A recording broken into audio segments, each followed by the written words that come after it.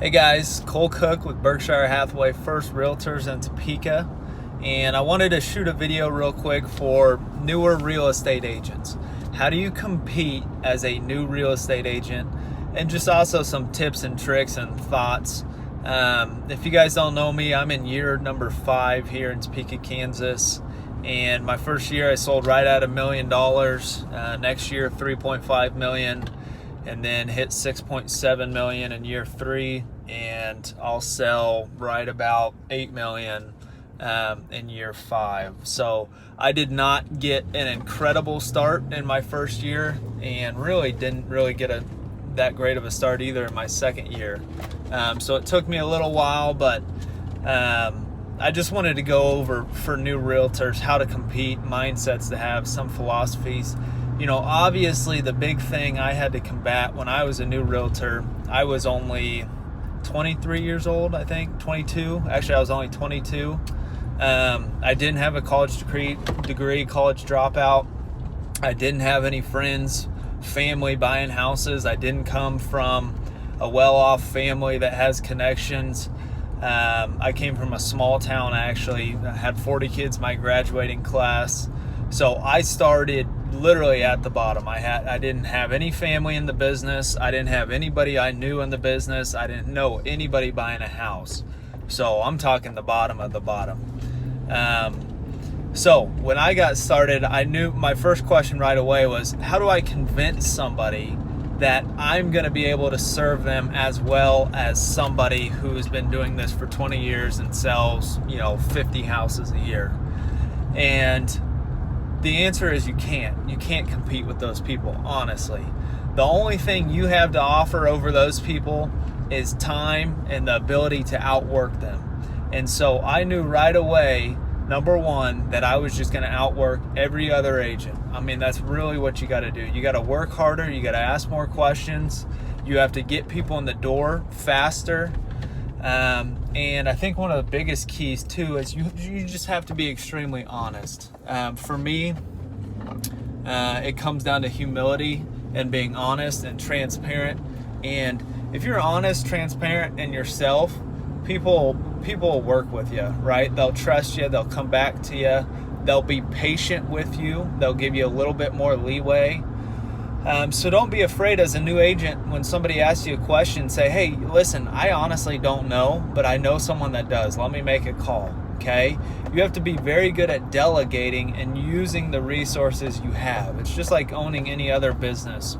It's not about you knowing everything right off the bat, but it is about you being able to go out and find the answers that people have. So if you're walking through a house and they ask a question, and you don't know the answer to that question, don't try to make something up that you think will sound good to them. Tell them, listen, I don't know. To be honest with you, I'm still a newer agent. I'm learning some things. Let me call someone in our office who would know, or let me call my broker, or let me call the listing agent. Okay, I'm in a market, thankfully, where most agents are pretty decent people. So I relied a little bit and deferred to the other agents in my transactions. I didn't try at any point to seem like I know more than them, because I honestly don't. And I didn't try to negotiate on little stuff that would have just, made older agents or seasoned agents upset. So I wasn't trying to pick my title company or this and that. Basically, I would just tell them, hey, listen, I want to get this house sold. My buyer's interested. Let's work together. If you can help me out, I'll help you out. And at the end of the day, we'll all reach our goals.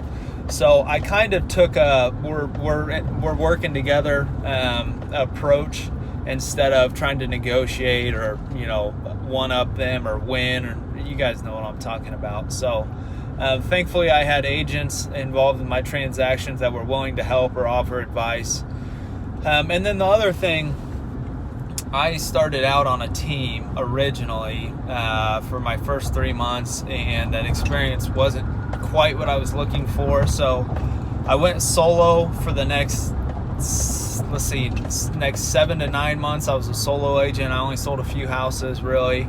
And then I had an agent that I trusted a lot approach me, and we ended up forming a team with another agent. We had 3 of us, and it shortened my learning curve. So my next advice for you is to find people that are willing to help.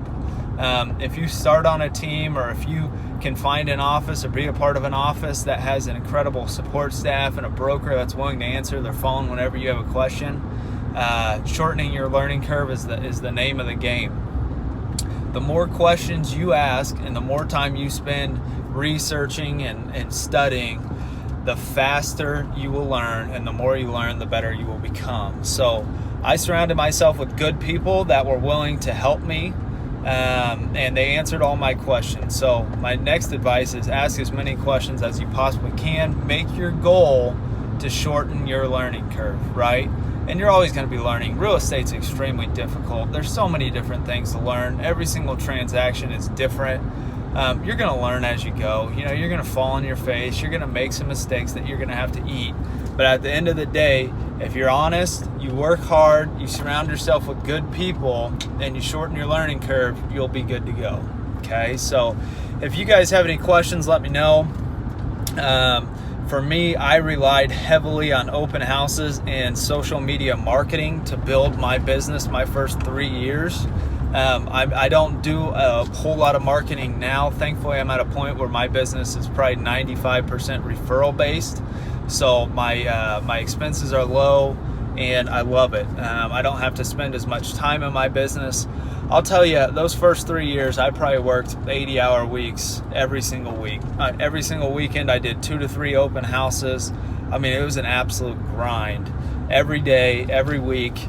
And that's just how you have to build it. I mean, you got to dive head first and fully commit in order to have some success. And you're going to work harder your first couple of years just trying to get your name out there and trying to get some business until you get to a point about year 3. If you stick with it, year 3, year 4, where you start getting some referrals and you start getting people coming back to you, that you'll finally, you know, your business will start to flow a little better, and it'll get easier from a standpoint of you don't have to spend as much time in marketing and just out in the trenches. So just some quick thoughts for new realtors, new real estate agents. Go ahead and share this. If you guys find this beneficial at all, share this with any other new agents you might know of.